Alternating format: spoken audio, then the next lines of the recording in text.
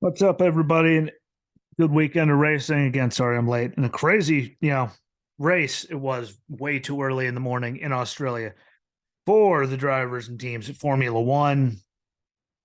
And, when I say crazy, I mean 1 a.m. start time here.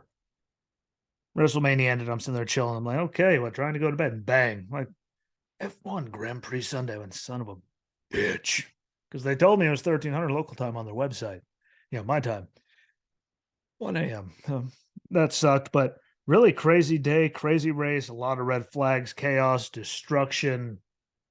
Them trying to get things so they could finish under green. More stupid happened. Like it was chaotic, and it was, the racing was even good and entertaining, minus all of that. But the straight line speed gap between the Red Bulls and the rest of the field is terrifying, especially with DRSs involved. But it was good to see Mercedes, up there and at least competitive with them. So that was a good change of pace and a very positive thing for everything with everything else that happened. And there was a lot. I try to mention as much as I can because, again, there's a lot that just kept going. But 2023 Rolex Australian Grand Prix, Albert Park Circuit in Melbourne, Australia. And again, very strange to not see Daniel Ricciardo racing in it. But when they showed him on camera, the pop that he got was huge. So that was good to see. The fans still love him. The fans always will. One day he'll be back behind the wheel of something. I just can't believe that it's over and we don't see him again on track. But still, Australian Grand Prix, weird to see him not there. And Oscar Piastri be the Australian on track. It's just been so long. It was weird. But 58 laps, 5.278 kilometer track, 14 turns. First race in 1996 lap record is held by Checo Perez. That'd be Sergio for those who don't know. Max's teammate, which he set in 2023 at 1 minute 20.235 seconds. And Sergio Perez and Valtteri Bottas, though, even with him setting the record, they had to start on pit lane because of things, which automatically puts you back, which is a dangerous place, to be. And it sucked that he, lap record, but didn't have the pole. But Max Verstappen on pole, George Russell second. Again, the Mercedes looked way better. And, how pissed they all were at the beginning of the season for how far behind they seemed. It was a very good change of pace to see them up there and competitive. And George looked great. Lewis looked good at the end there. Again, it's just that speed difference between really Red Bull and everyone else. I mean, Mercedes is at least, right there, the closest with Ferrari right there. But like, they're fast in a straight line is crazy. Then you get DRS involved and they have tenths on them. And that's a big gap. So the second DRS is activated, see you later, bye. And that's something they're going to have to figure out. But at least Mercedes looked competitive again. So now we can have more, again, the more teams that are competitive, the better it is for everybody, who wants to see it. I mean, it's going to be Max running away with it. But, if the rest of the guys could be up there, battling with Checo and that, and hope that Max has some bad luck, that does help. But tough day for Charles Leclerc into the rocks and done on lap one. Again, safety car on lap two. They get back going. Alex Albon done on lap 7. Hard contact, and it absolutely sucked. Good guy. You watch the Drive to Survive, the F1 thing, you see him on there a lot. Really good kid. I've always thought he was talented, and it absolutely sucked to see him, driving for Williams and them having such a good car all weekend. They were up there the whole time. Were they winning? No. But were they definitely looking like they were going to get points and do really well? Yeah. So it absolutely sucked to see that happen, for him and the team. But they have looked better this year, which is a positive thing. So hopefully they keep taking that and, moving forward with that. Take the forward momentum and go with it because they didn't have a lot for a long time. So it sucked, but at least they were fast. That's the way I'm, looking at it right now. Nick DeVries and Bottas both had contact on the restart after that in separate incidents. And then, the inevitable happened. Max got the lead from Lewis on lap 12 because they avenged that DRS. And again, with what they have on the whole field, but it was still nice to see, Lewis and them be up there and competitive and have to have him use DRS and just shoot by them. Really, again, look at where they were at the beginning of last year.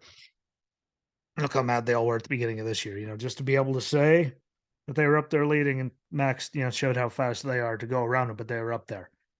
And that's a big step in the right direction because, again, if you keep track of it, Toto, all of them were pissed after, the first race. So they're going to make drastic changes, and they've looked better both times out since then. So will it continue? I don't know, but it is good to see George Russell, Carlos Sainz both look good and work their way through the field. Sadly, George Russell later loses an engine at Dunlap 18.